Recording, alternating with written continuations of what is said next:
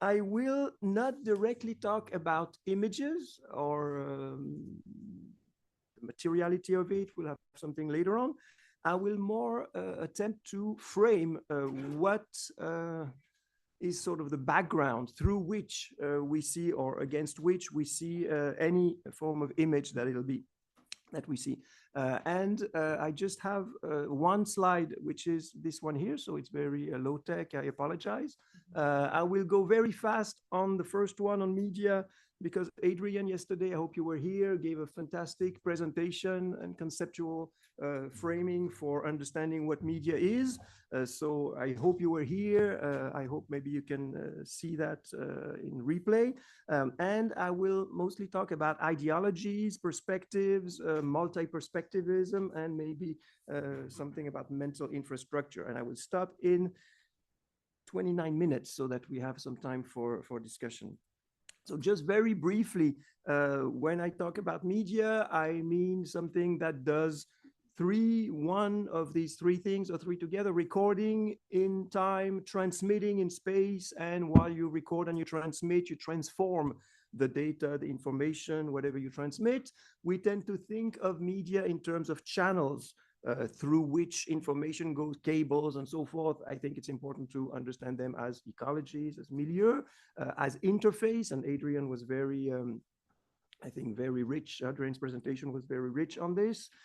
And with a friend of mine, Enrico Campo, we're trying to think of infrastructures, and think of infrastructures as something being material, technical, institutional, sort of out there.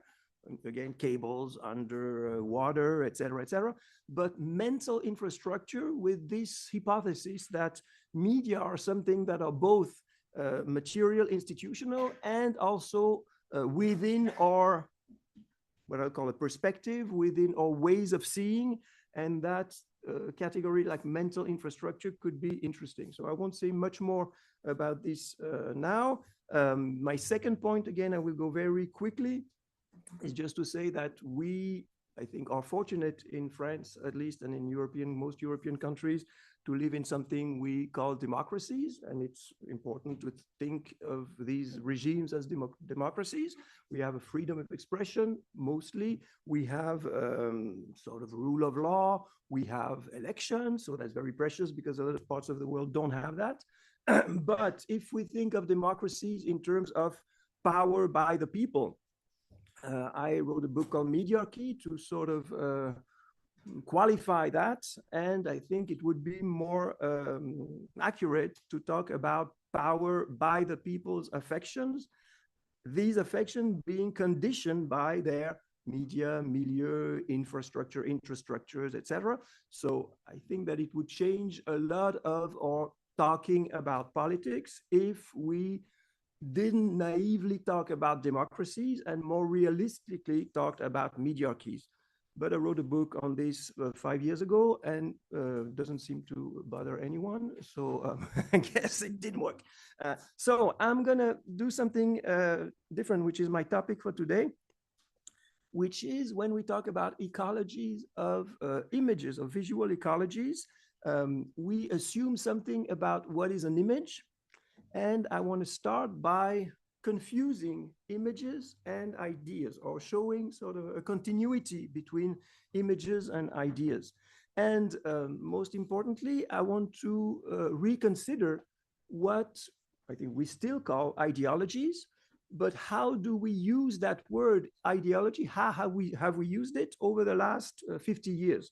And I will just take three white males of the 1970s. One was called Louis Althusser, and he was part of the Marxist theory. A lot of very good people came out of his teaching and his school. And I remember when I was very young and reading these things, basically you had Marxism, which was the science of historical development and class struggles and all that. And you have ideologies, which was what the bourgeois and mass media and whatever were doing against science. So you had real knowledge, science, and ideology was its opposite, or its other. A few years later, you had people called les nouveaux philosophes in France. Now, one is still alive. BHL, he still does his things, and he's quite representative of these type of things. And here, what you had was, in a way, symmetrical or clearly opposed to Althusser, but there was something similar, which is that ideology or totalitarianism was, again, the other. It was Soviet Union, it was communism, it was all these things. And we were out of that, or we were struggling against totalitarianism, which was the other. Now you had somebody in more or less the same years, or again a few years later, whom I feel much more interesting in, which is Jean-François Lyotard. And Jean-François Lyotard, in his thinking about postmodernism, defined postmodernism, or I sort of rephrase it, but as incredulity towards, he said, grand narratives, master narratives, but it could be incredulity towards ideologies. If somebody comes to us and says, oh, you got to register in the Communist Party, and we're going to take power, and we're going to emancipate everyone, sign here and come to the demonstration, we would be incredulous. Maybe we would do it, but we wouldn't buy the fact that the revolution is going to free everyone. So we're all postmodern, and in a way, it's to say we're incredulous towards grand narratives, but I would say also towards ideologies. And I think that over the past 30 years, I, for myself, I don't know about you, but I've lived in this sort of state where ideologies were something important in the past, but not so much. I want to suggest that what I'm realizing now, and maybe you can share that also in the 2020s, is what I just phrased here as the inescapable omnipresence of ideologies and antagonist ideologies as just systems of ideas. We need to have some form of systematicity in the way we understand causality. What we used to call ideologies was precisely that. And we would gain, I think, in seeing economics as an ideology. And here, I guess, a lot of people would be happy. And that's what Althusser was saying also, sort of bourgeois economics is an ideology.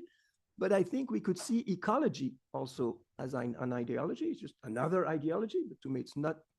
I would refrain from saying, oh, there's science, ecology, scientific, and other things are not scientific. Yes, there is science in ecology, and it's great. Is there science in economics? I think it's more, it's debatable.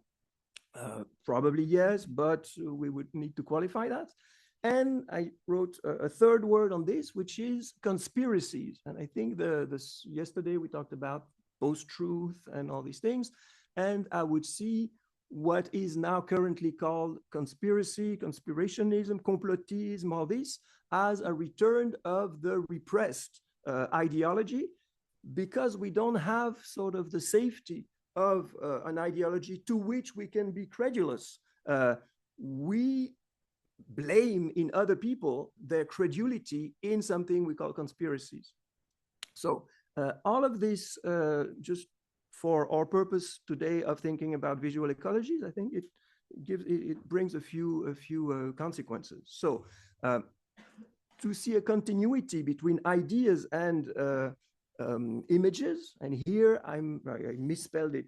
Idea, the Greek word is also about forms.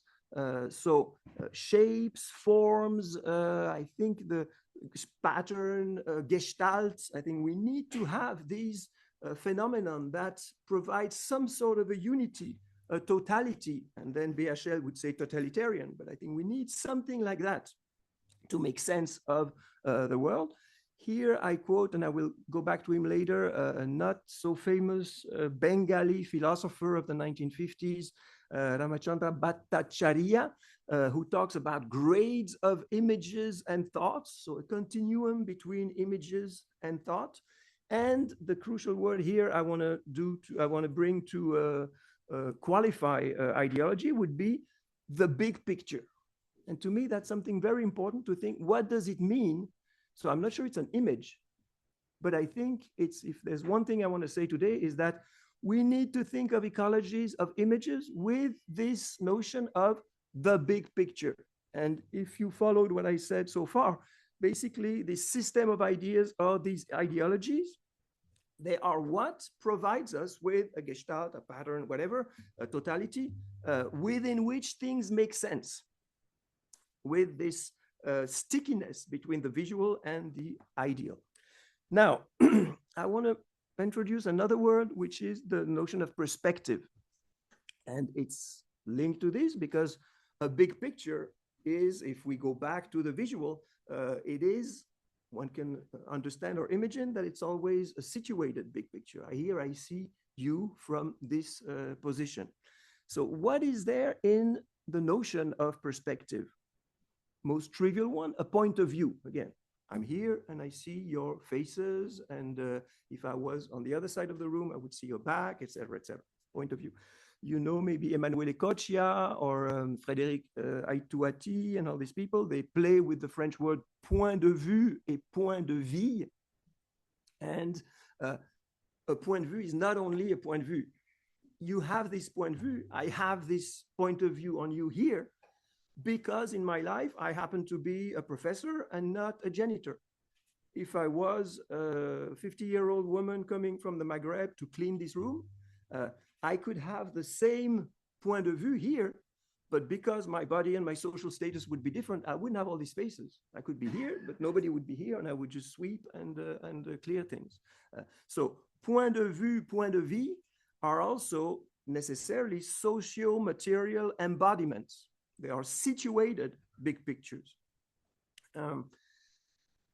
The fourth point I think I want to stress in the notion of perspective is la profondeur de champ, depth of field. If we think of perspective, we think, since the 1400, in terms of 3 dimensions. Usually pictures are 2-dimensional. Perspective means, even within the 2-dimensionality, to have a 3rd dimension somewhere out there. So I think what it tells us is that a perspective is not just a point of view where I see you, but, and the etymology would be there, spectare, to look through, per, just like perfection, etc. So there's something that transperses surfaces, seeing through surfaces, some form of depth of field. And there's a wonderful book by Emmanuel Aloha on la perspective and so forth. And the last thing I want to bring, which is maybe counter or not so intuitive about perspective, is going back to this Bengali philosopher Bhattacharya, who talks about negative attention. And until recently, I discovered him a few months ago. I wasn't aware of his work, and I'd never seen the notion of negative attention. What does he mean by negative attention? The example he takes is, you have been away from your neighborhood for 3 weeks. You come back, in the morning you go through a road that you very usually go through, and something strange. And you don't really know what's strange, but there's something unfamiliar, there's something eerie. And then you pay another form of attention, and you realize that there were 3 trees that were there, and they're no longer here, they're no longer there. So while you were gone, they chopped 3 trees. Now, he calls this negative attention, which is an attention devoted to something which is not here, which is not to be seen. Usually we think attention, oh, I'm going to pay attention to this, so I'm going to look at it, but it has to be here. And I mean, I love Anat Singh, I love all these things, Morisot and so forth. But when they talk about an art of noticing or observation or l'attention aux animaux, à la nature and all these things, it's always paying attention to things insofar as they are here. To introduce negative attention, and I don't even know exactly, I mean, it's again, it's not visual because these trees, I don't see them.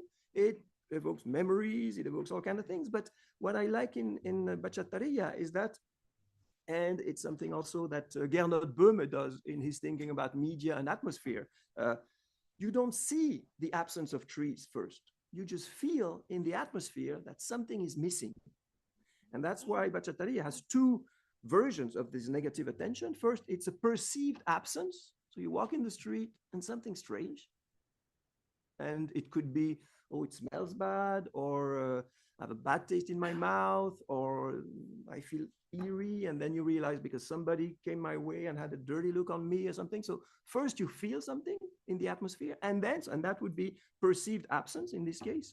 And then there's a higher degree, which he calls conscious non-perception. And consciously, you realize that you don't see, you do not perceive these trees that have been chopped. And I think I want to suggest that this is a crucial part of the big picture of what ideologies gave us, of perspective as big pictures and ideologies. Not only it gives me a point of view, a situated point of view on what's there, but it also, we need to refer to it to acknowledge the fact that we perceive absences. At first we feel them and we perceive. And to me, talking about fascism, about Le Front National, about all these things, it's very much linked to feeling that we have. Could be, the crucial word would be insecurity or whatever.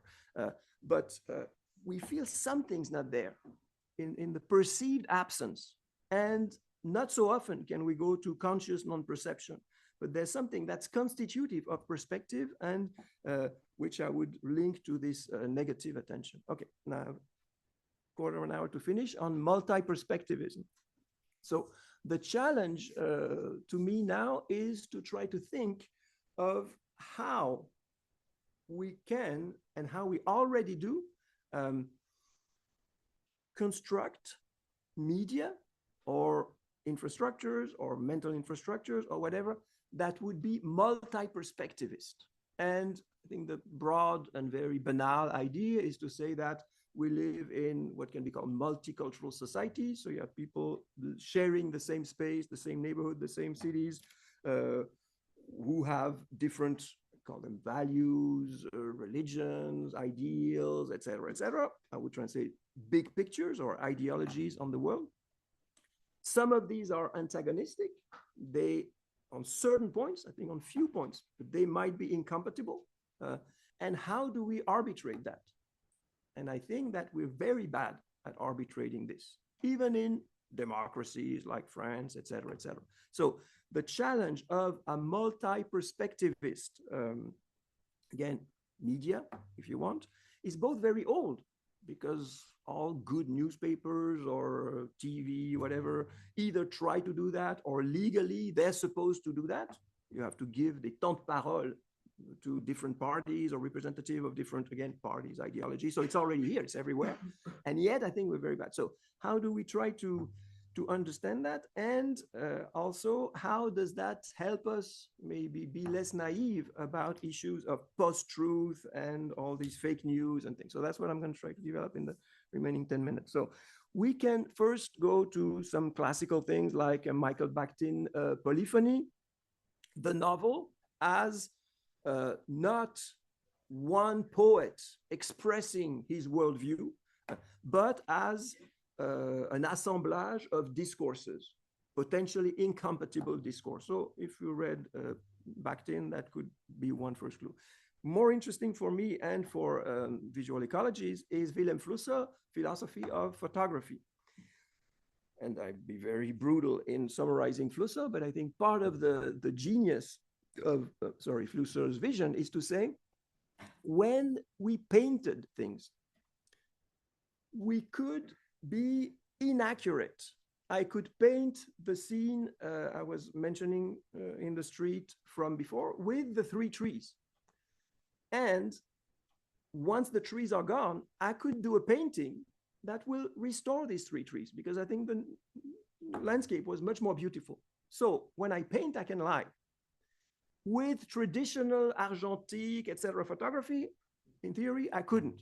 I mean, Stalin can erase Trotsky. We all know that. It's not, fake news are not or fakes or deep fakes or whatever, they're not so new. But theoretically, when with the indexicality of photography, when you take a picture, the trees are not there, they're not there. So this truth is given by the apparatus. What does Flusser tell us? He says, the question of truth becomes much more complicated, because it's not just of being factual. The camera is factual. You have nothing to do. It's just automatic. What becomes crucial is, and I would use another word than truth, which would be relevance, pertinence, is where you put your camera. Do you put your camera, and that was his thing, he said, basically, most people who take photography, they become fonctionnaires of Kodak at this time, Because if you go to Taj Mahal and you do a selfie with your apple of you in the Taj Mahal, your gesture is programmed by tourism, by Apple, by all these things. It's supposed to work this way. If you're an artist photographer, your task is to see it from a different angle or different perspective, or to produce different pictures, big or not big. So the advent of photography or techno images, et cetera, brings another demand on truth, which is not just accuracy in terms of factuality, but a responsibility from taking things from this perspective rather than that perspective. I don't have much time, so I will go very quickly on Viveiros de Castro, this anthropologist who studies population in the Amazon. And so he develops a theory of multi-perspectivism or perspectivism seen from there. So if you're interested, I engage you to look at that. But one quote I will extract from his thinking is the presentation of shamans as persons whose task would be to communicate and administer opposed perspectives. Earlier I was saying, oh, we live in a world with not only opposed, but antagonistic and potentially incompatible perspectives.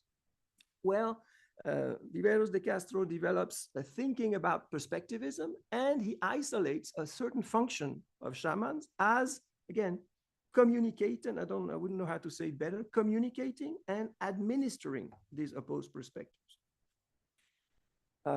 Now, my last point is to try to better understand in which measure we already live in a multi-perspectivist world in 2025 and why we don't. And in order to do this, I will briefly refer to a movie that you may have seen or who's famous, which is Rashomon, where you have the same story narrated by different perspectives. So this would be like Bakhtin's polyphony, and that would be one sort of trivial way to think of multi-perspectivism. Why is it? Okay, it helps us to see the same thing, the same events from different points of view, points of life, etc., etc. But it's much too simple to be there, because in the movie, the problem for the viewer is to identify what the real facts are. So again, this is more the problem of painting, and this is not, or it may become the problem now because of deep fakes, et cetera, but we have invented means of representing things outside of us, namely indexical photography, which solved that problem in a way. And now it's difficult again, but I don't think that's the main issue. The main issue is about the meaning that's extracted from the same facts that we would see from different perspectives. Now, if I want to go very quickly over the last half a century or a little more, we used to have a media infrastructure where ORTF for France, BBC for Britain, et cetera, you would have a centralized view perspective on what had happened today in France. This centralized view, I guess, because we live in democracy and because of all these things, we or people could think that it was attempting to be multi-perspectivist. We clearly see with hindsight that migrant population, colonial population, etc., were not at all part of that picture, women even, etc., etc. So it's clear that this type of institution at this period of history, I don't know about now, because centralized, was incapable of accounting for the multiplicity of perspectives. And I don't think France 2 is now much better than ORTF was then. Then we had these wonderful things in the 90s of the internet. And the internet is precisely, I think, multi-perspective. Everybody can take pictures, everybody can say whatever they want and just make it available, make it public, publicize it somewhere, and everybody with a connection can access it. So the 1990s internet was, and I'm just going to add the smartphone on there, with somebody seeing in the street, not the absence of trees, but an African-American person being choked to death, can, with a camera that most of us have now on ourselves, just film that and broadcast that, so that a few weeks or a few days later, you have millions of people in the street.